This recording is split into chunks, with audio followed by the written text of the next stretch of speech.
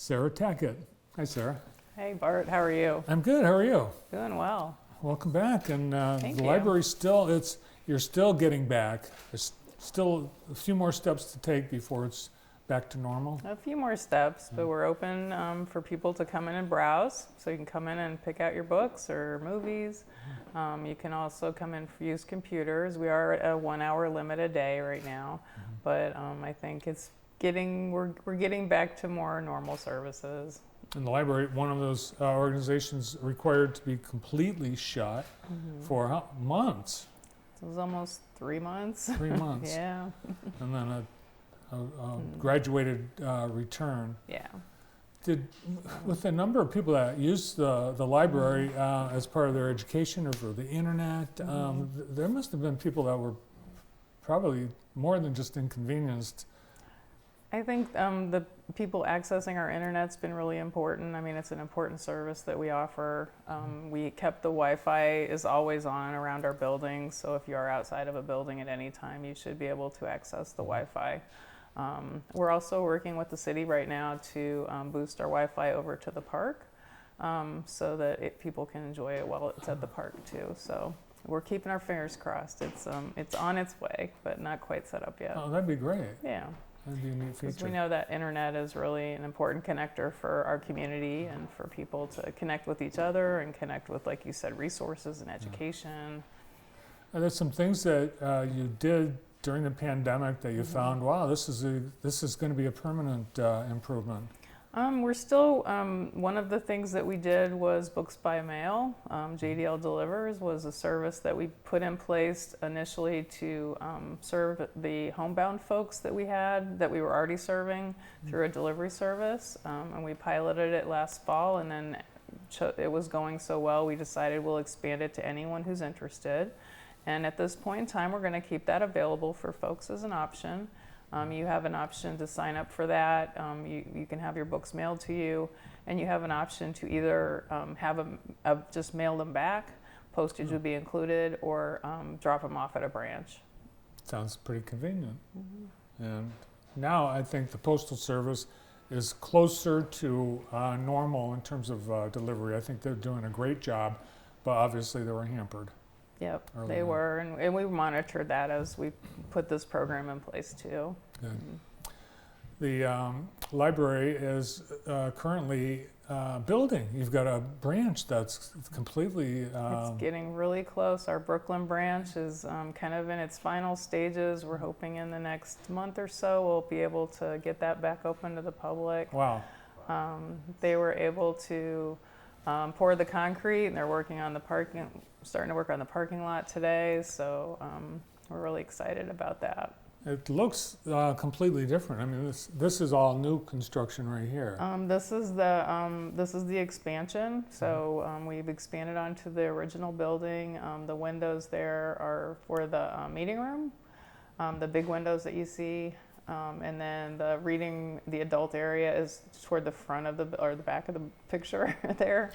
And then the new entrance is the raised part. And this is a picture of actually inside the new entrance, what it looks like. It's really just kind of a fun, warm place between the wood and the paints we've used in the spaces, and then some fun light fixtures.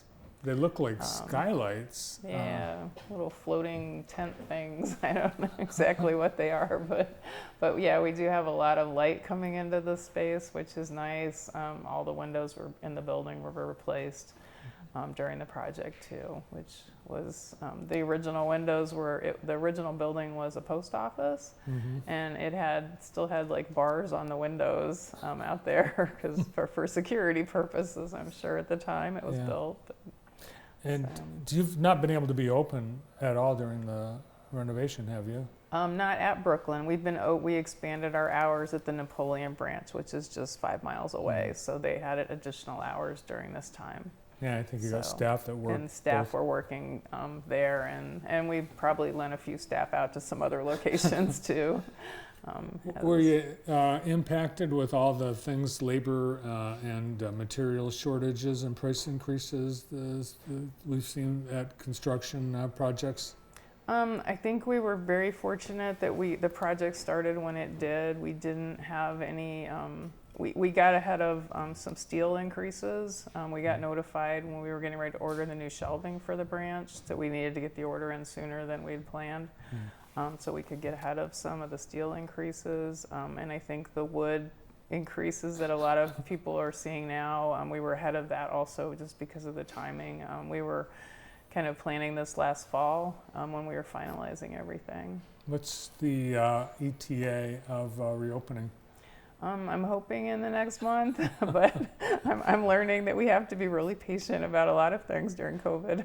Yeah. It looks pretty close. But it's pretty close, yes. Our staff is out there working on getting the internet put back together there because that had to be expanded, and so they're doing some of their work out there now too, and we're working on our moving plan. It seems like all the pieces will come together, but the parking lot and the sidewalk were big things that happened in the last week because we didn't want to be rolling stuff over dirt to get in the front door right now. So we'll look forward to that coming soon. yeah.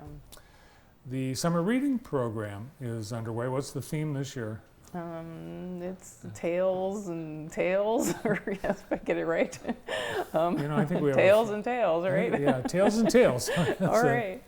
But yeah, we're a lot of fun, animal stories and a lot of activities around that. Our programs this summer continue to be virtual right now.